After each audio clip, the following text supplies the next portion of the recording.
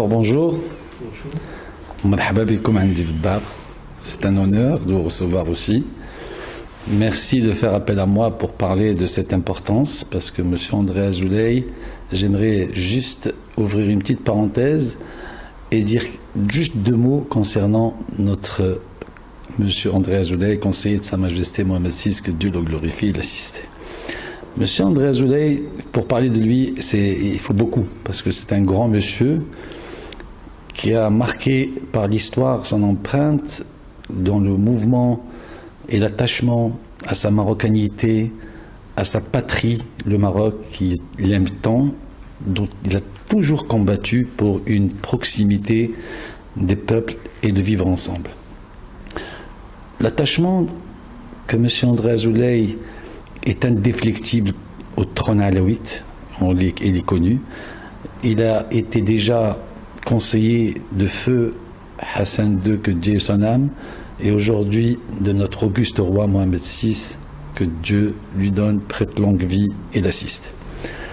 Je reviens aujourd'hui à la médaille d'honneur présidentielle que M. André Azoulay a été, par qui il a été décoré la semaine dernière. Le président d'État d'Israël, qui est M. Isaac Herzog, a décerné cette médaille présidentielle. Cette médaille, comme vous le savez, elle est décernée à un nombre très limité dans le monde. Elle était décernée dernièrement, le dernier c'était le président des États-Unis au ce moment, c'est M. Biden, Joe Biden, et ses prédécesseurs, je pense Barack Obama et aussi Bill Clinton, et ainsi d'hommes de paix, du prix Nobel de la paix, comme Elie Wiesel, même Kissinger, etc. Alors, ces gens-là, ils ont reçu cette médaille qui correspond à une ligne spéciale. Cette médaille est faite pour des gens qui ont œuvré et battu leur vie essentielle pour avoir une paix dans une région tellement sensible qui est Israël avec les Palestiniens. Ils ont tout fait pour avoir éventuellement une coexistence entre ces deux pays qui finiront un jour par faire la paix. Monsieur André Azoulay fait partie de ce cercle vraiment très limité et on est honoré, très honoré de savoir que l'État d'Israël a décerné cette médaille à M. André Azoulay. Vous le savez bien que M. André Azoulay, c'est toute son existence qu'il s'est battu, qu'il a combattu pour cette paix dans cette région, et il a toujours crié haut et fort que cette région elle a besoin d'une solution à deux États. Il n'a pas tort.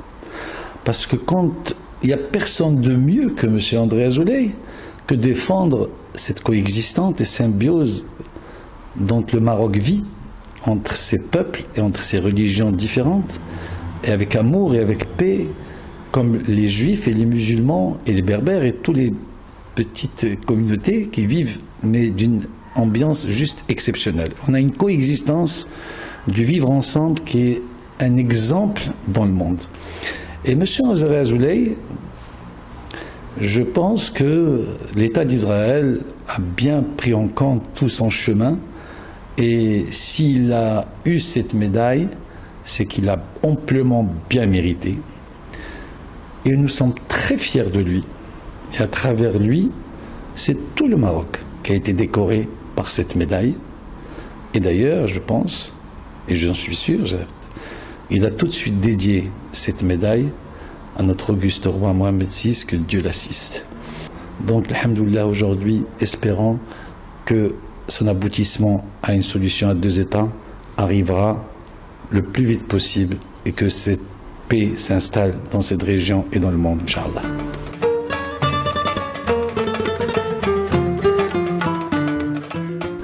En tant que président du Cercle de l'Union, effectivement, c'est un cercle qui appartient aujourd'hui à une communauté juive marocaine, mais il est ouvert aussi à tous les Maroc. D'abord, nous sommes très heureux et très contents de savoir que notre conseiller de Sa Majesté Mohamed VI, M. André Azoulay, a été décerné par cette médaille. Nous pouvons, et je parle au mon nom, et au nom de la majorité de la communauté, nous pouvons que s'associer à son combat pour éventuellement être dans l'élan de son combat. Donc aujourd'hui, Inch'Allah, nous le percevons très très bien, parce que je pense qu'il n'y a rien et personne de mieux de savoir que nous, les Juifs du Maroc, qui vivons dans un pays où nous sommes juste hyper bien, de vouloir savoir que nos frères palestiniens et israéliens vivent exactement comme nous vivons au Maroc. Voilà, c'est qu'on le perçoit en tout cas hyper bien et sublime. Voilà.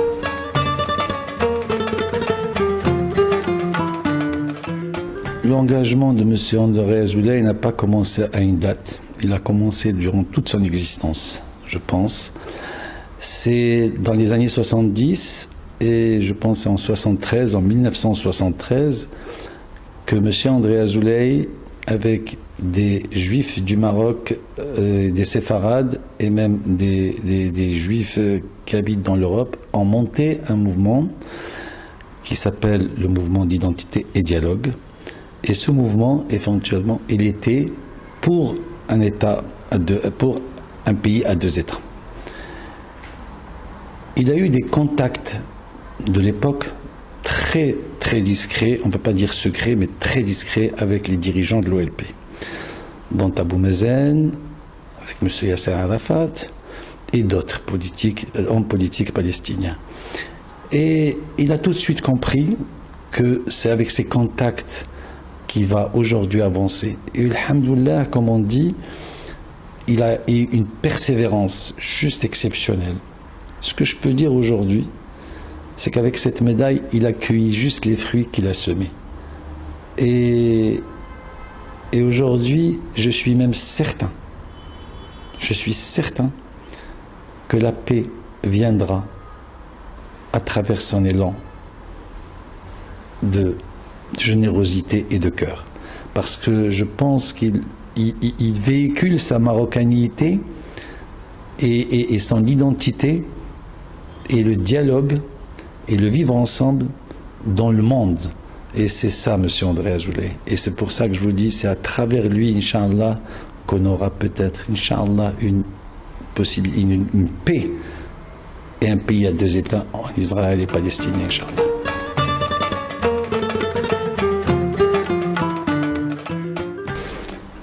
Le combat de M. Azoulay de nous confirmer comment notre identité juif marocain dans le monde, je pense qu'on l'a eu beaucoup bien avant que M. Azoulay, donc M. Azoulay aussi fait partie de ce jeu. On a toujours été fiers, nous les Marocains, nos ancêtres, nos grands-parents, même à travers là où ils sont partis, juste fiers d'être Marocains et toujours avec le drapeau en élévation pour dire que nous sommes Marocains. Donc aujourd'hui, la vérité, M. André Azoulay a juste confirmé par sa discrétion et son combat acharné depuis toute son existence l'amour du pays, et on l'a eu depuis des générations par nos grands-parents et nos parents et nos rois. Donc aujourd'hui, je pense que le mouvement dont M. Azoulay fait partie, nous, tous les Juifs du Maroc, nous l'accompagnons et on l'a dans le cœur, et je crois qu'on l'a dans le sang. Donc aujourd'hui, alhamdoulilah, nous sommes tous aujourd'hui des petits André Azoulay.